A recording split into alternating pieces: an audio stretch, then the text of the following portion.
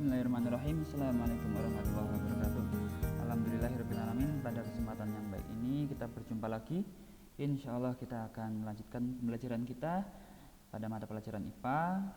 Fokusnya adalah sistem pencernaan manusia. Baik, langsung saja. Sistem pencernaan manusia, kalau kita lihat di gambar ini yang sudah ada di video, ya, ini ada keterangan mulut, kemudian masuk ke kerongkongan, kemudian lambung, kemudian usus halus, kemudian usus besar dan anus. Nah, untuk masuk ke organ pencernaannya, kita harus mengenal terlebih dahulu yang namanya pencernaan pada manusia. Yang pertama adalah pencernaan mekanik. Proses mengubah ukuran makanan menjadi kecil dan lembut, ya. Itu tujuan dari pencernaan mekanik, dan terjadi di dalam rongga mulut dan dilakukan oleh gigi, di mana gigi ini melumat makanan sampai hancur agar mudah ditelan. Selanjutnya ada juga yang namanya pencernaan kimiawi. Dalam prosesnya itu dibantu atau dilakukan oleh enzim. Apa itu enzim?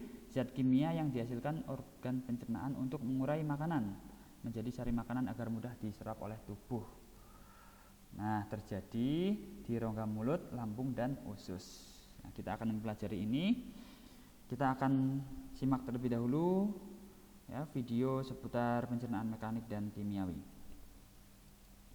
Baik, ini adalah pencernaan makanan dapat dibagi menjadi dua, yaitu pencernaan mekanik dan pencernaan kimiawi. Yang pertama kita akan cek terlebih dahulu pencernaan mekanik. Nah, bisa kita lihat di animasi atau videonya. Jadi kalau pencernaan mekanik itu pencernaan di mana penghancuran makanan menjadi lebih kecil dan halus itu melalui sebuah proses mekanik seperti dipotong, kemudian ditumbuk, digiling maupun digerus. Nah, di sini ini seperti ditumbuk ya, menjadi lebih halus lagi. Nah, ini pencernaan mekanik. Ini gambaran saja ya, gambarannya seperti ini pencernaan mekanik. Selanjutnya pencernaan kimiawi. Nah, bisa dilihat ada perbedaan. Nah, pencernaan secara kimiawi itu penguraian makanan dari bentuk yang kompleks menjadi lebih sederhana melalui proses perubahan kimia. Jadi ada unsur kimia ya di sini ya, dimana yang merubah dari bentuk yang lebih kompleks ya, padat menjadi lebih halus atau lebih sederhana melalui perubahan kimiawi. Bisa karena ada zat kimia ya yang membuat menjadi lebih halus lagi. Oke, begitu ya. Selanjutnya kita belajar organ pencernaan manusia. Yang pertama adalah mulut. Di dalam rongga mulut itu terdapat proses pencernaan makanan. Ya, ada pencernaan mekanik ya yang dilakukan oleh gigi dan lidah, kemudian ada pencernaan kimiawi yang dilakukan oleh enzim yang dihasilkan oleh air liur. Nah, enzim yang dihasilkan ini oleh air liur disebut enzim ptyalin, ya. Jadi diingat-ingat yang ada di mulut adalah enzim ptyalin, termasuk pencernaan kimia. Dan nanti ada juga enzim yang lain, jangan sampai tertukar. Oke ya, yang pertama adalah mulut, organ pencernaan. Yang pertama mulut, kemudian dari mulut masuk ke kerongkongan atau esofagus yang merupakan saluran penghubung rongga mulut dan lambung. Di dalam kerongkongan itu tidak terjadi proses pencernaan makanan. Karena apa? Karena hanya sebagai jalan, sebagai jalur, sebagai saluran makanan dari mulut ke lambung. Nah, yang penting di dalam kerongkongan ini ada yang namanya gerak peristaltik, yaitu gerakan mengembang dan mengempis oleh otot untuk mendorong makanan menuju lambung.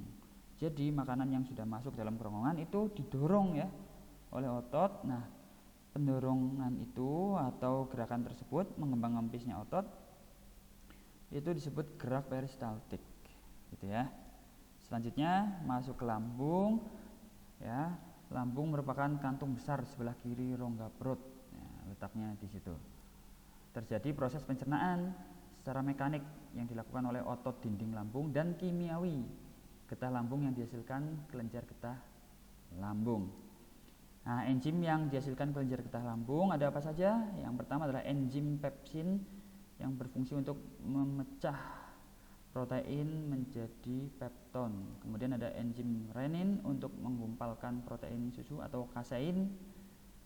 yang terdapat dalam susu, dan yang terakhir ada asam klorida untuk mengasamkan makanan dan membunuh kuman yang masuk bersama makanan.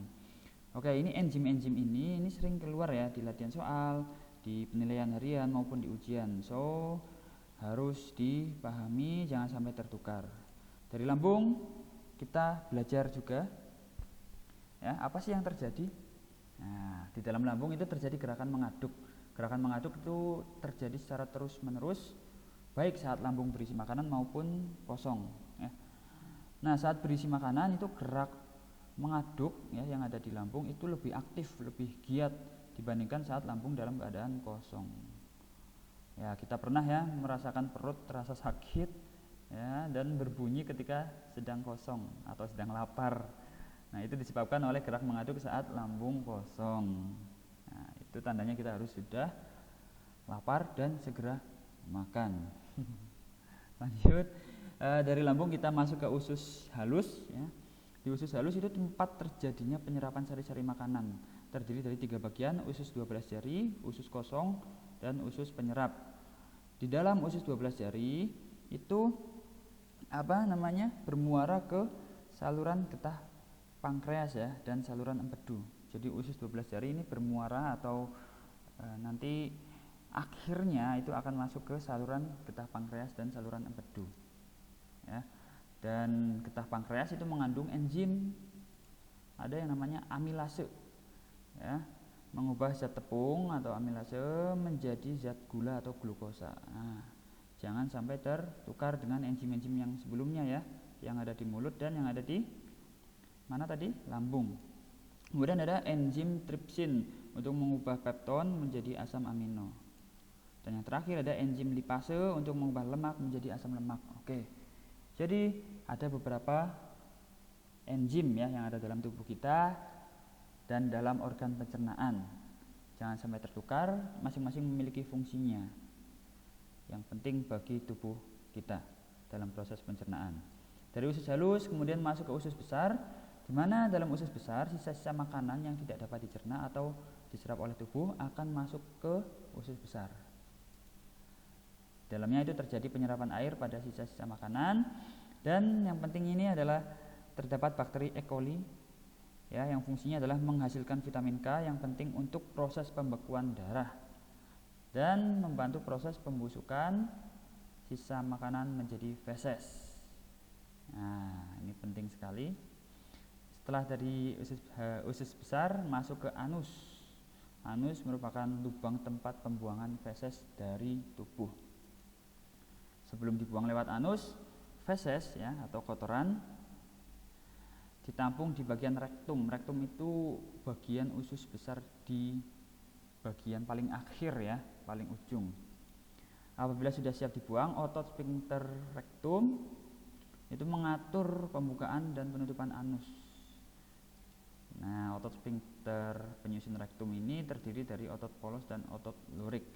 Jadi, proses defekasi atau BAB, buang air besar itu dilakukan dengan sadar ya, yaitu dengan adanya kontraksi otot dinding perut yang diikuti mengendurnya otot sphincter anus dan kontraksi kolon. Kolon adalah bagian usus besar yang paling panjang ya, kolon, serta rektum. Rektum itu tadi adalah bagian usus besar paling ujung ya, paling akhir. Nah, ketika prosesnya seperti ini, akibatnya adalah feses terdorong ke luar anus.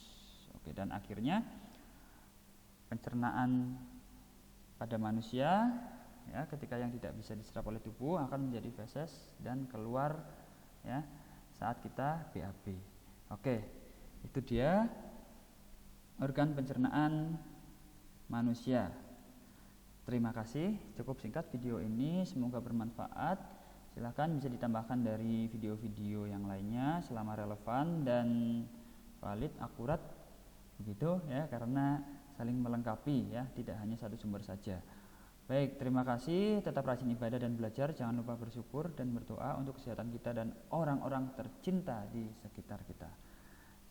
Terima kasih untuk segala perhatian, mohon maaf untuk segala kekurangan. Assalamualaikum warahmatullahi wabarakatuh.